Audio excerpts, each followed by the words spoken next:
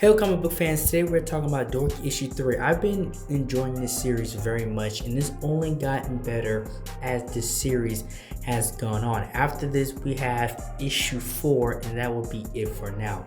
But issue 3 for me was the funniest issue so far, just because you don't see it coming until it actually hits you. It starts off with the Warrior of the Light, right? Their champion. And he is hunting down Dork, but he is ripping everything in his path apart along the way. He even makes it clear, and he makes it to make a point to state that he doesn't know why Dork is doing all these good deeds along his path, but he is purposely undoing those good deeds, right? Anytime Dork helps somebody or shows kindness, he goes behind him as he's tracking him down, and he completely dismantles anything that Dork has done that is positive. And it just shows you the level of pity these people are on when it comes to Dork. And then we get this new character, I say that in quotations, this new character along his path, this white mage that has all these weapons. And along his path, they end up having this conversation because he knows where Dork has gone. And so then he ends up being, forced to tell this warrior where Dork is. And this guy cannot seem to focus. He's too busy trying to get a sell off that he doesn't, he's not reading the room well, which is hilarious. But then he tells him, what Dork has actually done and when the last time he saw him, etc. And again, Dork is continually to do good along his way, despite him supposedly being the doom of all that exists. The only actions that he has been showing is positive and being good. And obviously the warrior, he doesn't care about any of that. He just wants to know where he is so he can go and slay said Dork. And that's when he reveals that he has this potion from the Bone Witch, to where it can literally take somebody out of existence. It's like the Infinity Stone, but instead of a snap, you just hit them with that and they're gone, poof, like they never existed in the first place.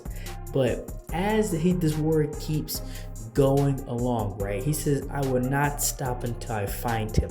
And he says this countless times as he's just ripping these people apart. He comes to a point where he has stopped because he cannot seem to find Dork. And at this point, he's simply exhausted.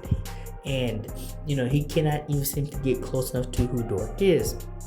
And this is the part in the story where I laughed, because this white mage, right, that has been beside him this entire time turns out to be Dork himself. He was a lot closer to this warrior than he had realized. It was so shocking. Even he was like, you was here the entire time. Like he dang near broke this guy's brain.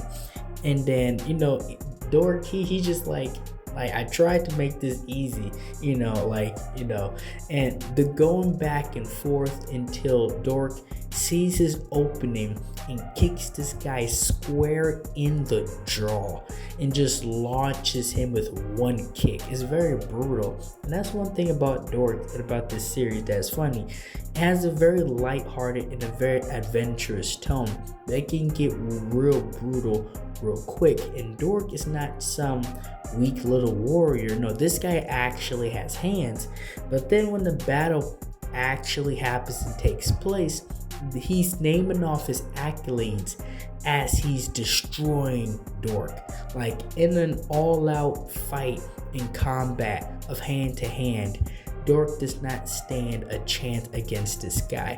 Even when the spirit of the chicken tries to possess him, it doesn't work. He smacks the spirit away because he's immune to that.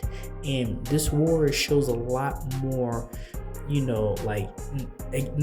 not just naming off his accolades, he's showing what he's capable of mid-fight.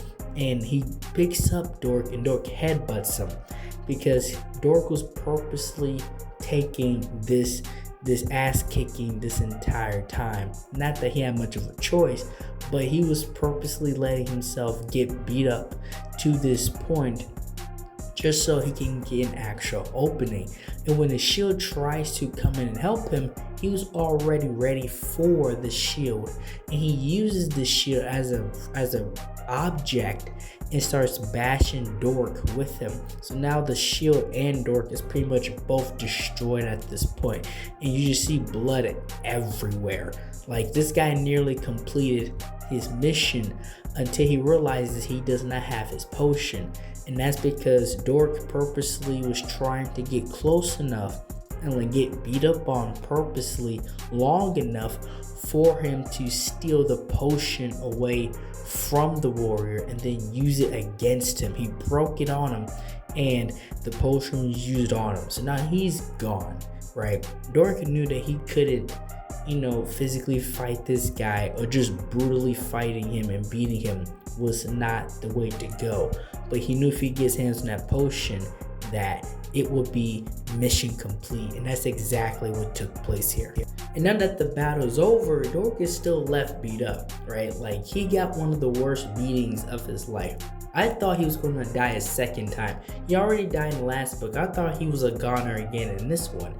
But right after the fight, he chugs along because they're trying to get to the Bone Witch, but they have a long way to go before they can even get to her because of the terrain itself.